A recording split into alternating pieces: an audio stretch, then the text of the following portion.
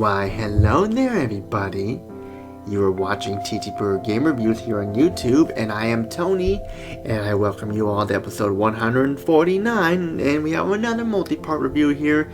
This is episode 149, part 1 of 2, and just let you know, the next episode will be more than 2 parts. Just want you all to know that there. But since we're nearing the month of October, I wanted to like I said, reviewing some Halloween or horror themed games for the next few weeks and stuff, definitely, with Halloween being a special episode there too. But let's get started there. Now, when you think of Halloween and when you think of video games like PlayStation 2 and all of them, mainly you think of survival horror games like Resident Evil or Silent Hill, or you got Parasite Eve or Kudelka or Clock Tower, and more or so. But a lot of games that came out did the best to be survival horror and scary, to try and scare the pants off the gamer and stuff. But this game franchise here that we're going to look at today showed that it didn't need to be all survival horror, scary and stuff like that. It can be action fun, like where the theme could be like in like a graveyard or like a mausoleum or whatever. So where you play as a dead skeleton and stuff like that, like killing foes like jack-o'-lanterns and skeletons and all of them. And it not scary in a way, but it's fun type of horror where it's in a Halloween theme, but it's action-based and fun, and that's what we're going to be looking at today. And that franchise we're going to be talking about is the MediEvil franchise, and I will admit that like it goes back to when I was 10 years old in the year 1998, when we had those PlayStation demo discs where we get magazines that every month we get like magazines with a demo disc on them, and we got a lot of those. Like, I don't know what happened to all of them and stuff like that, but we had a lot of them, and they were fun to show a lot of stuff. And one of the games that was on it was MediEvil, and I was like whoa, cool. I'm playing as a skeleton and stuff, because I was a big fan of skeletons and jack-o'-lanterns and all that stuff, and this was pretty cool there. And that's what we're going to be talking about here. And this is going to be in 2 parts, like I said, and like I know that the next episode will be more than 2 parts. Just wanted to tell you out there, but for this episode, it will be in 2 parts. Like part 1, we'll look at MediEvil. Part 2, MediEvil 2. Now I know what you're thinking. What about MediEvil Resurrection on the PSP and the MediEvil remake on the PlayStation 4? I'm not looking at those because 1, I don't have a PSP, and I heard MediEvil Resurrection was garbage, and 2, I'm fine with my original versions. I don't need the remake and stuff, so I'm just saying there. But we got lots to talk about here. We're going to start off with talking about the original MediEvil for the original PlayStation, released in the year 1998. And let's get started here by Sony Computer Entertainment. Now, what is it to say about MediEvil? It's a third-person action game where your goal is to kill the enemies, get to the end of the level, and most importantly, get the chalice. Let's get to the Hall of Heroes so you can get more weapons and items for your character, which I'll talk about a little later on. It does have a couple quirky problems with it that do hamper the game a little bit. But it's not a game, but they don't kill the game. They're more frustrations and annoyances than anything. So I'm just saying there. But let's get started here. When we start, we are treated with this cutscene. There's a still image of a book called The Legend of Gallimier, and we have a narrator talking about like a time long ago in the kingdom of Gallimier. It talks about a sorcerer named Zarok who hated the citizens of the civil peaceful ways, so he raised an army of demons to change them and change Gallimier. And then it talks about the king's champion, Sir Daniel Fortescue, who pretty much destroyed Zarok utterly and went down as a legend. But in reality, that was just a cover-up. What really happens is Daniel Fortescue got killed instantly by an arrow by one of Zarok's archers and henchmen, and they covered it up due to embarrassment. But then, like 100 years later, Zarok comes out of hiding. He went into hiding for 100 years after that cover up, and he intends to with his powers and his slimy, icky, slimy powers and trail. He revives. He casts a spell on the people. Unknowingly, he brings Daniel Fortescue back to life, and he comes back to life with a smile on his face, takes a spider web out of his eye, and the story is to do what he was told to do. He has a second chance. Fate's giving him a second chance to defeat Zarok and get his name into the Hall of Heroes, and that's basically what the story is. I like the story. I think it's really cool. I like how the story is told. It's pretty cool to know that you think that oh, the sorcerer died by Fortescue himself, but that wasn't the case at all. So it pretty much tells you that nope, that's a cover-up. In order to fulfill what was supposed to happen, you got to do all this stuff. And that's basically what you do there. Story is kick-ass, and I love it. It fits the Halloween theme definitely. And Fortescue was one of my favorite characters in video games in general. But I'll talk about that later on. For the game's graphics, though, this game has some really good graphics. Sure, they haven't aged all well due to the hardware of the original PlayStation, but the game's graphics were fantastic for its time. We got great-looking character models and enemy models and great lighting, and the frame rate was very smooth and it fit the Halloween theme. And Daniel Fortescue himself is one of the coolest characters ever. He's a skeleton of a knight and stuff like that, and he goes and avenges people and just kills people with his sword and his throwing daggers and a crossbow and a club and a warhammer and shield and stuff and more. And it's pretty cool to play as a freaking skeleton. It's of course you had games like Skeleton Warriors and stuff, which was based on a TV show, but you didn't really play as a skeleton. You were killing skeletons, but to play as a skeleton in a video game for its time was pretty badass for me, and I thought it was so cool.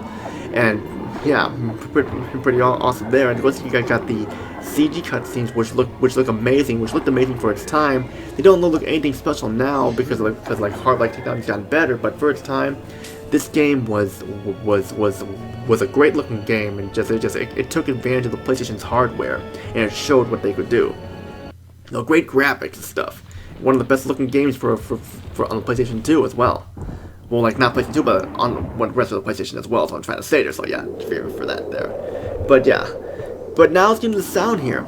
Sound is fantastic. The voice acting is actually surprisingly really good, because there were a lot of PS1 games that didn't have that top-notch voice acting, but MediEvil has some of the best voice acting ever, next to Metal Gear Solid and stuff too, which that's a bad comparison there, but I'm just saying there. But basically, the voice acting comes from the gargoyle statue heads that you talk to, and Zarok and all of them, and Daniel Fortescue himself, since he can't talk because of his mouth and stuff, he just basically mumbles you gotta hear I like how they do that with his voice there, because he's a dead skeleton, he can't talk, he just mumbles and stuff because he can't really talk well because of his mouth. So that's pretty cool how they did that there, and I'm really glad that they were able to make a character that can talk, but can only talk in gibberish because of his mouth, because he's dead and stuff. And that's pretty cool that they made that there. And the music is great. I love the music. It fits the Halloween style revenge thing. It's not really something you hear Michael Myers wise stuff like that, or if movies like Carrie or Firestarter and stuff, which Carrie and Firestarter are my two favorite horror themed movies of all time, along with Cat's Eye and Blair Witch Project and stuff, which are tied for second there. But I'm just saying, it's really I love the music, love the voice acting, and also love the other sound effects too, like when you kill someone with your sword or your crossbow and stuff. That's really cool there too, and that's great with the sound. But now let's get into the gameplay, and the gameplay it still holds up really well to this day. It's a third-person action game where your goal is to kill enemies, reach the end of the level, but also trying to find the chalice that gets you that takes you to the Hall of Heroes to talk to your comrades who are now dead, or statues now, and they give you weapons and stuff too.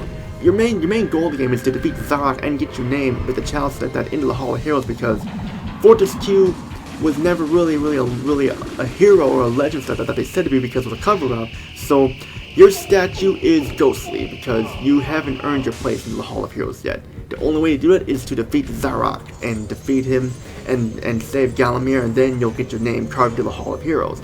when you go to the Hall of Fame each time, like you talk to people like Kenny Tim and them, and they'll give you like a crossbow or a warhammer or a life bottle. Life bottles are used for like extra lives. Like they're hidden throughout the they're scattered throughout certain parts of the game, and you can get like I think about 10 of them or so, and that's that, and that's what it is. To get the chalice, you don't just find the chalice. You gotta kill enemies, 100% of enemies. And once once the chalice goes up to 100%, the chalice will become solid, and you can collect and say, Hall of Heroes awaits you. And that's what you do there. You kill enemies, stuff too, and it's fun. You also collect money. You also collect gold, and like gold to get weapons and like ammo and stuff too, like to decrease yourself and to decrease your powers for your weapons and stuff too. And it's very it's like it's a lot to do here, and if you didn't get the chalice, you can go back and stuff to do that, because there is some backtracking in this game, which I will admit is one of my complaints I have. There's some of the backtracking you have to do, but it's not as much backtracking as it was in like Parasite and Parasite 2. We had that in order to get the best ending or so, but still, like, to get the best ending, you gotta collect all the chalices. Like, at least, I think it's like 20 chalices, though, it's at least 20 of them to get the best ending, and that's what it basically is there. Along the way, you also have boss fights, which are pretty creative looking. Like you have like a giant jack-o'-lantern, or like this stained glass window boss, which is one of the coolest looking bosses ever in a video game. And like you got a lot of bosses there and stuff. Like when you go to Hilltop Mausoleum or Cemetery Hill, or when you go to the graveyard and to like a pumpkin patch and this and all that stuff. And it's been basically cool. Like, one of my favorite things about it was talking to the gargoyle statues, because all the gargoyle statues sound the same, and they give you all these hints and stuff on what to do. And you gotta be sure you get the chalice, because like you don't get the chalice, you don't get the more powerful weapons and stuff. It's only a way to get them, and that's the thing there. And most part, the fun game probably beat in like about 4 or 5 hours. You can go back to replay more if you want, so that's what it is there. And yeah, but now I gotta get to the negatives here. First off, my least favorite part about it is the camera. Now you're probably thinking, the camera's fine. Well, when you turn it using the shoulder buttons, the camera gets stuck a lot, and you can't move it, and it's just there. And another thing is that there are platforming elements in this game. You gotta be sure your jumping is accurate through certain parts of the platforms, because if you go too, like, it's like you gotta be sure you're accurate, else you'll die completely. You'll fall in the water or something, you die, because for to steal a skeleton, you can't swim, you sink, so it's an instant death if you fall in the water and stuff. And like the backtracking there too, stuff is kind of a little turn off there, but still, like, it's a great game overall, aside from those small problems there. MediEvil is definitely a game to own in your collection if you want to play as a freaking dead skeleton avenging your nemesis and stuff. It's pretty cool there. So my final thoughts here are, if you want to play this game with that Halloween theme, you play as a skeleton, where you go to slash up with a hammer and a sword and throw daggers and crossbows and stuff, and this is your way to go. It shows that you don't need it to be survival horror. It can be action horror, where it doesn't need to be scary at all, and then that's what happens there. It's a great game in your collection. I had to take points off because of the problems I have with it, but due to the complaints I have with the game, this game is still great. It's still gonna get a high score. The best score I give it is an 8.5 out of 10, because those problems there I had to take off, but still, like, it's still a fun game worth owning your collection, definitely. So if you can find this game, it is a little pricey, but not as pricey as like Parasite Eve 2 or some of those JRPGs that I have out and stuff. So this is worth owning. It's not that pricey. Definitely pick it up if you can find it. And that's it for episode 149, part 1 of 2. We're not done yet, because we gotta look at the sequel that was released 3 years later on the PlayStation. It was one of the last PlayStation games released that before the PS2 came out. I remember it was released in the summertime, but it was on its way there. We're gonna be looking at MediEvil 2. And how does the sequel fare to the predecessor? Find out next, which is all I gotta say.